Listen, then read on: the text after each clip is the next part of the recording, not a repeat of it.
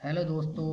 आज मैं आपको बताऊंगा कि बिल्डिंग के जो डिफरेंट मेंबर होते हैं जैसे स्लैब, बीम, कॉलम, फाउंडेशन, इनमें जो परसेंटेज ऑफ स्टील लेते हैं वो कितना लेते हैं। चलिए शुरू करते हैं। How many provide percentage of steel in slab, beam, column, foundation. ये हमारा एक हेडिंग पड़ी हुई है।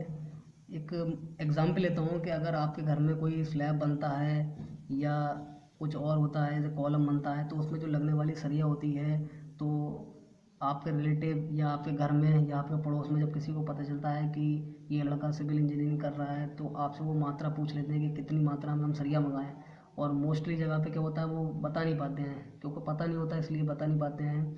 तो उसको निकालने का बहुत सिंपल मेथड है, आप इस वीडियो को देखेंगे तो आपके समझ में आ जाएगा। चलिए शुरू करते हैं।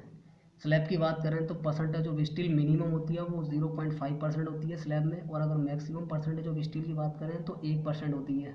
इसी तरीके से बीम की बात करें तो मिनिमम परसेंट ऑफ स्टील 1% होती है और मैक्सिमम परसेंट ऑफ स्टील 2% होती है। कॉलम की बात करें तो हमारा कॉलम में मिनिमम परसेंट ऑफ स्टील 1% होती है और मैक्सिमम परसेंट ऑफ स्टील 6% होती है। फाउंडेशन की बात करें तो मिनिमम परसेंट ऑफ स्टील 0.5% होती है और मैक्सिमम परसेंटेज ऑफ स्टील 0.8% होती है।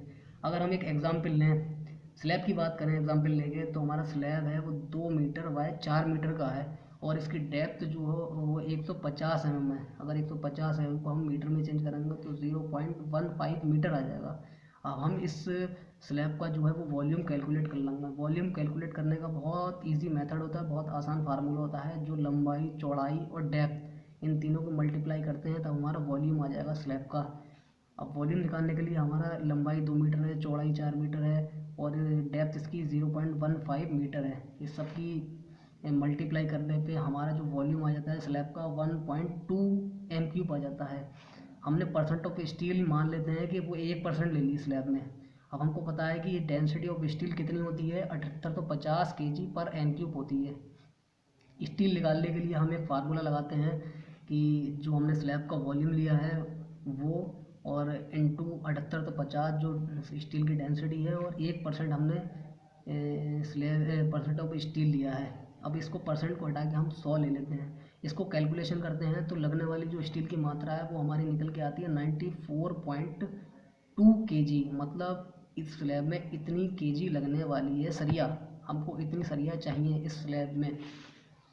ये बहुत इजी मेथड मैंने आपको बता दिया। इसी तरीके से कुछ थंब रूल होते हैं, जो थंब रूल लगाते हैं वो बहुत इजी तरीके से हम विद इन 1 मिनट या 10 सेकंड में ही हम बता सकते हैं कि लगने वाली स्टील की मात्रा कितनी आती है।